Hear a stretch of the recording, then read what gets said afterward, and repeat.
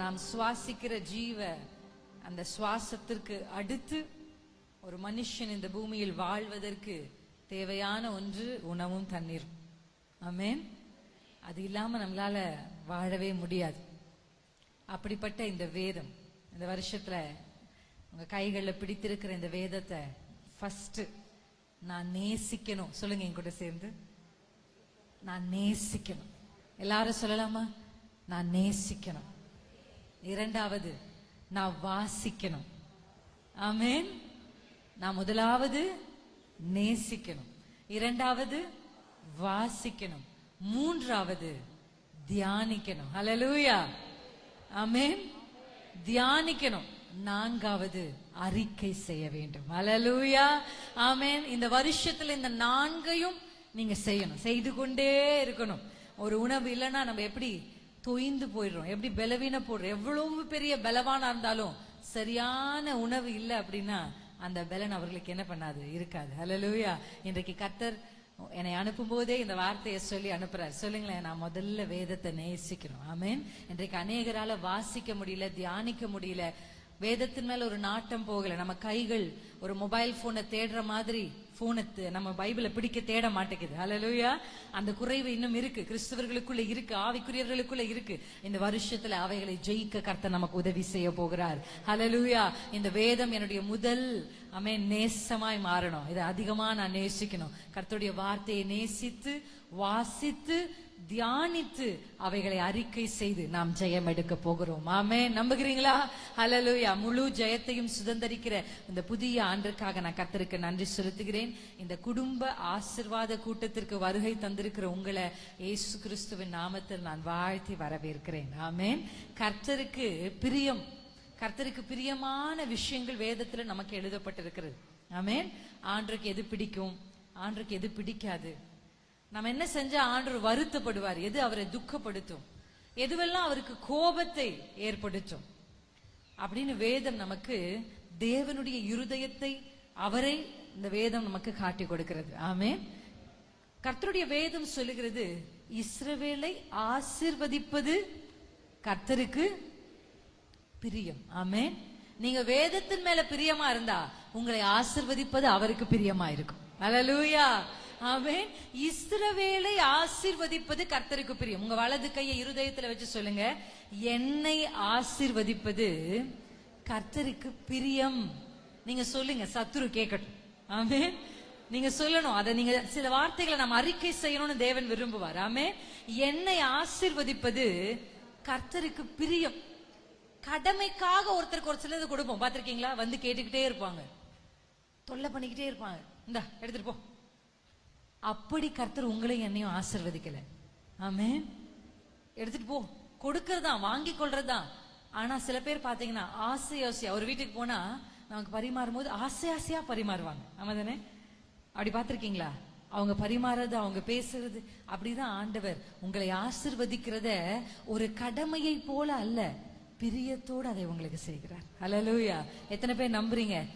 ஆமென். என் குடும்பத்தை ஆசை, அதனாலதான் இன்றைக்கு கர்த்தர் உங்களை கொண்டு வந்திருக்கிறார். இங்க வந்திருக்கிற ஒவ்வொருடைய குடும்பத்தையும் ஆசீர்வதிக்க வேண்டும், நீங்கள் ஆசீர்வாதமாக வாழ வேண்டும் என்பது கர்த்தருடைய கடமை அல்ல, அது அவருக்கு பிரியமான ஒன்று. ஆமென்.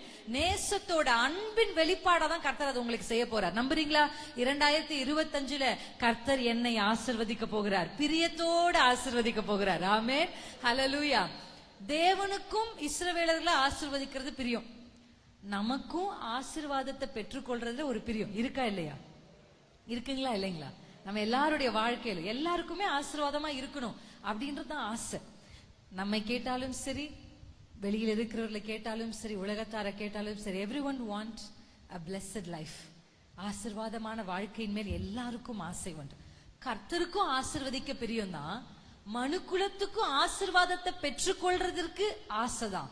ஆனா தேவனுக்கும் மனுக்குலம் கொடுக்க அவருக்கு ஆசை, வாங்க நமக்கு ஆசை. ஆனா இடையில ஏதோ ஒரு பிரச்சனை இருக்கு.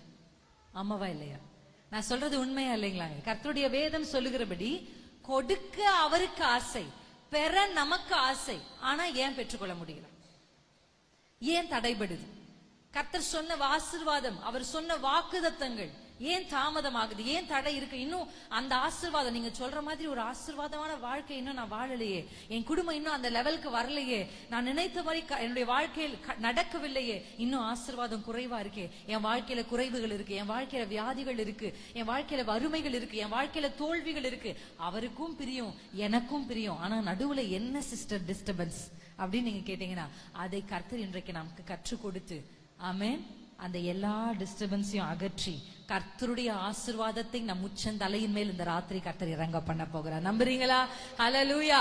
இங்கு வந்த யாருமே வெறுமையா திரும்பி போகிறது இல்ல.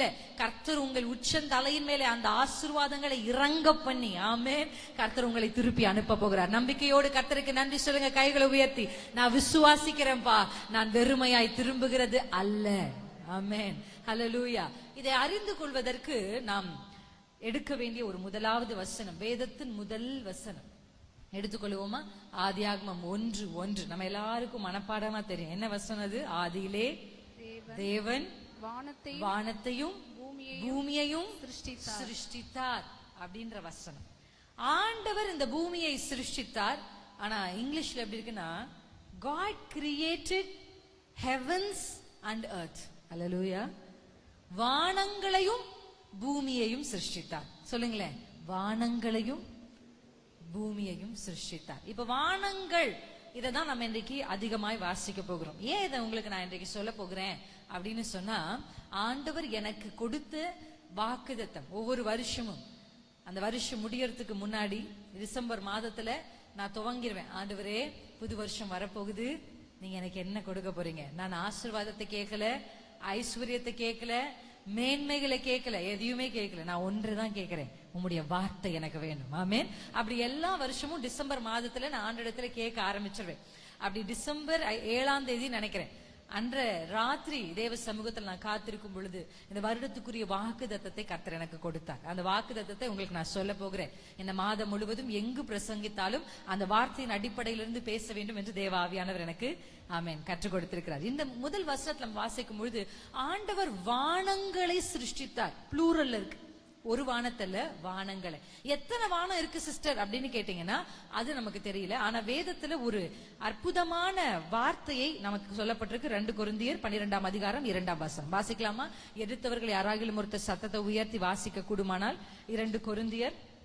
கிறிஸ்துவுக்குள்ளான ஒரு மனுஷனை அறிவேன், ஒரு மனுஷனை அறியேன், அவன் 14 வருஷத்திற்கு முன்னே 3ஆம் வானம் வரைக்கும் எடுக்கப்பட்டான். ஹல்லேலூயா. இங்க வேதம் சொல்லுகிறது 3ஆம் வானம் அப்படின்னு ஒரு வார்த்தை இருக்கு. இருக்குங்களா இல்லைங்களா? 3ஆம் வானம். 3ஆம் வானம் இருக்கு அப்படின்னா முதல் வானம் இருக்கு, 2ஆம் வானம் இருக்கு, 3ஆம் வானம். அப்படிதானே அர்த்தம்? 3ன்னு சொன்னாலே 3 பொருள் இருக்கு அப்படின்னாலே 1, 2, 3. இப்ப 3 வானங்கள் வேதத்துல சொல்லுகிறபடி நமக்கு தெரிந்து கர்த்தர் நமக்கு வெளிப்படுத்தினது. இந்த 3ஆம் வானத்தை குறித்து சொல்லும் பொழுது, அப்ப முதல் வானம் என்ன அப்படின்னா நாம் தெரிந்து கொள்ள வேண்டியது சங்கீதம் 19ஆம் அதிகாரம் முதல் வசனம். ஒரு 3 வசனத்தை மட்டும் உங்களுக்கு காண்பித்து இதை குறித்து விளக்க நான் விரும்புகிறேன். சங்கீதம் 19:1. வானங்கள் தேவனுடைய மகிமையை வெளிப்படுத்துகிறது, ஆகாய விரிவு அவருடைய கரங்களின் கிரியை அறிவிக்கிறது. ஹல்லேலூயா. இந்த முதல் வானம் எழுதுகிற பழக்கம் இருக்கு அப்படின்னா, இந்த 3 வானத்துல முதல் வானம், ஃபர்ஸ்ட் ஹெவன் அப்படின்னு நீங்க எழுத வேண்டியது ஆகாய விரிவு, ஸ்கை. ஹல்லேலூயா. முதல்ல அங்க என்ன சொல்லுதுன்னா, வானங்கள்னு சொன்னதுக்கு அப்புறம் ஆகாய விரிவுன்னு ஒரு வார்த்தை வருது. ஆங்கிலத்துல எப்படி இருக்குன்னா ஸ்கை அப்படின்னு இருக்கு. ஆமென். நீங்க பாக்குறீங்கல்ல, நீங்க எதை பாக்குறீங்க? மேகங்களை பாக்குறீங்க. பிளைட்ல போனா நம்ம மேகத்துக்கு மேல போற மாதிரி இருக்கும், பறக்கிறத பாக்குற எல்லாம் பாக்குறோம் இல்லையா? அதுதான் உங்க கண்களால நீங்க இப்ப இப்படி நிமிர்ந்து பார்த்தா நீங்க பாக்குறது எல்லாமே என்னதான்? ஸ்கை. ஆமென். அதுதான் என்னதுங்க? முதல் வானம். ஹல்லேலூயா. மேகங்கள். 2ஆம் வானத்தை குறித்து ஒரு வசனத்தை உங்களுக்கு காண்பிக்கிறேன். சங்கீதம் 8:3. சங்கீதம் 8:3. இதை நான் வசனங்களை வாசித்ததற்கு அப்புறம் இது உங்களுக்கு விளக்கி சொல்ல நான் விரும்புகிறேன். உமது விரல்களின் கிரியை ஆகிய உம்முடைய வானங்களையும் நீர் ஸ்தாபித்த சந்திரனையும் நட்சத்திரங்களையும் நான் பார்க்கும்போது. ஹல்லேலூயா. 2ஆம் வானம் இந்த வசனத்துல என்ன சொல்லுதுன்னா, கேலக்சி, நட்சத்திரங்கள், சந்திரன்கள் அப்படிலாம் இருக்குல்ல. நம்ம பூமியில இருக்கிறோம், நம்ம பூமியை போலவே நிறைய கோள்கள் இருக்கிறது. இந்த எப்படி சொல்லலாம், கேலக்சி. நம்ம அந்த வார்த்தையை சொல்லும் போது அதுல ஸ்டார்ஸ் இருக்கு, நிறைய இருக்கு. இப்ப நம்ம அது எதெல்லாம் போய் பாக்குறாங்கன்னா ராக்கெட்ல போய் பாக்குறாங்க. அப்படி ஒரு வானம் இருக்கு, அது 2ஆம் வானம். ஹல்லேலூயா. அதுக்கு அடுத்து நான் உங்களுக்கு சொல்ல விரும்புறது மூன்றாவது வானம். ஆமென். அங்கதான் நம்ம வேதத்துல வாசிக்கிறோம். அப்போஸ்தலர் 7ஆம் அதிகாரம் 56ஆம் வசனம். ஹல்லேலூயா. கர்த்தர் நம்மோடு கூட பேச போகிறார். வாசிக்கலாமா? அப்போஸ்தலர் 7:56. அதோ வானங்கள் திறந்திருக்கிறதையும் மனுஷகுமாரன் தேவனுடைய வலது வருஷத்தில் நிற்கிறதையும் காண்கிறேன் என்றார். அல்லேலூயா. இப்ப வானம் திறந்திருக்கிறது. ஸ்தேவான் எதை பாக்குறாருன்னா மனுஷகுமாரன். அல்லேலூயா.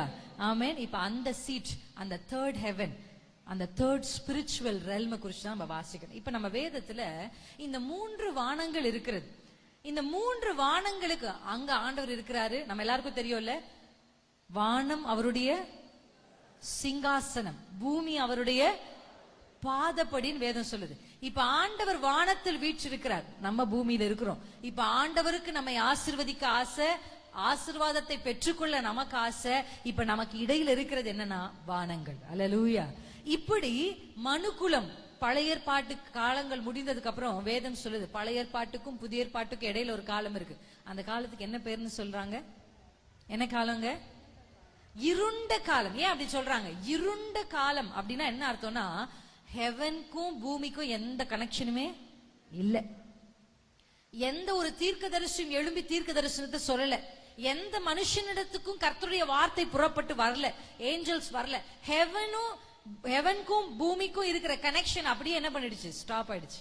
இப்படிப்பட்ட காலத்துக்கு தான் இருண்ட காலம் என்று பெயர். இந்த இருண்ட காலத்திலிருந்து வெளிச்சத்துக்கு வருவதற்கு கர்த்தர் ஒரு காலத்தை குறிச்சிருந்தார். அல்லேலூயா.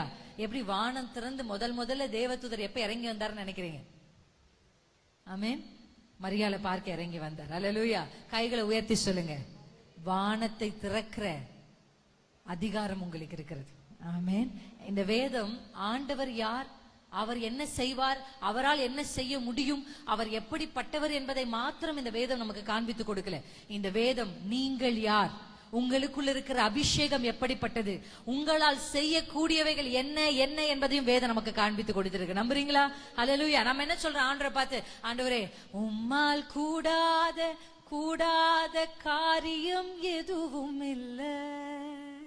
அப்படிதானே சொல்றோம். என்ன சொல்றோம் ஆண்டவரை பார்த்து? ஆண்டவரே, உங்களால கூடாத காரியம் ஒன்றும் இல்லப்பா நீங்க சொல்றீங்க. ஆண்டவர் உங்களை பார்த்து என்ன சொல்றாருன்னு நினைக்கிறீங்க? உங்களால கூடாத காரியம் கூட ஒன்றும் இல்லைன்னு ஆண்டவருடைய வேதம் சொல்லுது. இருக்கா இல்லையா வேதத்துல அந்த வசனம்? அல்லேலூயா. உங்களாலும் கூடாத காரியம் ஒன்றும் இல்லை, என்னை விசுவாசிக்கிறவர்கள் என்னிலும் பெரிதானவைகளை. நம்புறீங்களா? ஆமென். இந்த வருஷம் உங்களுக்கு ஆண்டவர் கொடுத்திருக்கிற வாக்குத்தத்தம். ஆமென். பெரிதானவைகளை இந்த வருஷம் நீங்க சொல்லணும், ஆண்டவரே நான் உம்மை விசுவாசிக்கிறேன், நான் பெரிதானவைகளை காண வேண்டும். நீங்க சொல்லணும், ஆண்டவரே நீர் பெரியவர், நீர் பெரியவர். பெரிதானவைகளை பார்க்கணும்னா பெரியவரை உயர்த்தி கொண்டே இருக்கணும், சொல்லிக்கிட்டே இருக்கணும். நடக்கும் போது சொல்லுங்க, நடந்து சபைக்கு வரும்போது கால்கள் தானே நடை போடுது, வாய் சும்மா தானே இருக்கு. சொல்லுங்க, ஆண்டவரே நீர் பெரியவர், நீர் பெரியவர். அல்லேலூயா. வீடு கூட்டும் போது கை தானே கூட்டிக்கிட்டு இருக்கு, வாய் சும்மா தானே இருக்கு. நீங்க பெரியவர், நீங்க பெரியவர். அல்லேலூயா. பாத்திரம் கழுவும் போது ஆண்டவரே நீங்க பெரியவர். பைக்ல போறீங்க, பெரியவர் அப்படின்னு நீங்க சொல்லுங்க.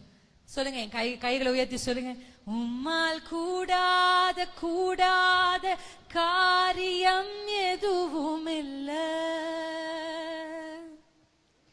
உம்மால் முடியாத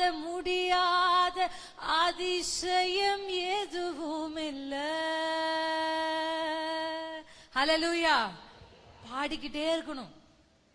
இதுக்கெல்லாம் வாய்ப்பே இல்லை. மருத்துவர் சொல்றாங்க இந்த வியாதி மாற வாய்ப்பே இல்லை, இந்த நோய்க்கு மருந்தே இல்லை அப்படின்னு மருத்துவர்கள் சொல்லும் பொழுது, அல்லேலூயா, உங்களை சுற்றி இருக்கிறவங்க உங்க பிள்ளை திருந்த வாய்ப்பே இல்லை, இந்த கடனை விட்டு நீங்க எழும்பி வருவது வாய்ப்பே இல்லை அப்படின்னு மனுஷருடைய சத்தம் உங்க காதுகள்ல கேட்ட உடனே உங்க உதடுகளும் உங்க தலைகளுக்கும் அதை என்ன பண்ணக்கூடாது? ஆமா ஆமா, எதிர்த்த வீட்டு அக்காக்கு அந்த வியாதி தான் வந்துச்சான், ஆளே இல்லாம போயிட்டாங்க. இப்படியெல்லாம் மனுஷர்கள் உங்களை சுற்றிலும் அந்த வார்த்தைகளை சொல்லும்போது நீங்க என்ன சொல்லணும் தெரியுமா?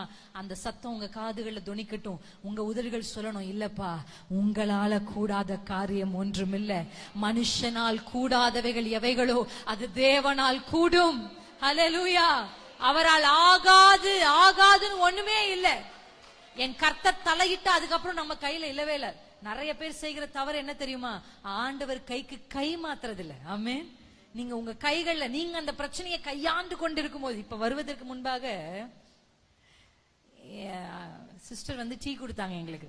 சாயந்தரம் என் கணவரும் டீயை குடிக்கலாம்னு ஆசையா போனார். எனக்கு ஒரு பிள்ளை இருக்கான் 2.5 வயசு. டீ வேணும் அப்படின்னு கேட்டான். சரி உட்காருப்பா அப்படின்னு டீ ஆத்தி அவன் கையில கொடுத்தோம். நாங்க ரெடி ஆயிட்டே இருந்தோம். அந்த டீ அப்படியே கீழே ஊத்திட்டான். பாதி கிளாஸ் டீ ஊத்தி பக்கத்துல இருந்த டிஷ்யூ எடுத்து இப்படி இப்படி அந்த டீயை என்ன பண்ண ஆரம்பிச்சான். நான் பார்த்து அச்சோ டீயை ஊத்திட்டா அப்படின்னு நான் அவனை பார்க்கும்போது நான் நின்று இருந்தேன். அவன் அப்படி கீழே உட்காந்து அதை பண்ணிட்டு இருக்கான். Mummy Judah cleaning, Judah cleaning அவன் சொன்னது. சிரிச்சுக்கிட்டே சொல்றான்.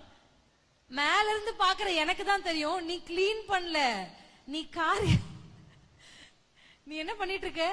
நான் நினைச்சேன் ஜூடா நீ கிளீன் பண்ணல ஜூடா, நீ எல்லாத்தையும் அழுக்காக்கிட்டு இருக்க. நிறைய நேரத்துல நம்ம நினைச்சுப்போம் நான் சரி பண்றேன் ஆண்டவரே நான் பாத்துக்கிறேன். ஆனா அங்க அப்படியே இவ்வளோ இடத்துல ஊத்துன அந்த டீய இவ்வளோ இடத்துக்கு பிரச்சனையை பெரிதாக்கினதே யார்தான்? நம்ம கைகள் தான். நம்ம கை தலையிட்டு கை போட்டு வாய் போட்டு தான் இங்க இருந்ததை இவ்வளவு பெருசாக்கணும். ஆக்கிட்டு ஆண்டரை பார்த்து ஆண்டவரே கிளீனிங். ஆண்டர் கீழே மேல இருந்து கீழே பார்த்து நீ கிளீன் பண்ணல, நீ பெருசு பண்ற. அல்லேலூயா. என்ன செய்யணும் தெரியுமா? ஊத்திட்டோம். ஆமா உண்மைதான். ஆண்டவரே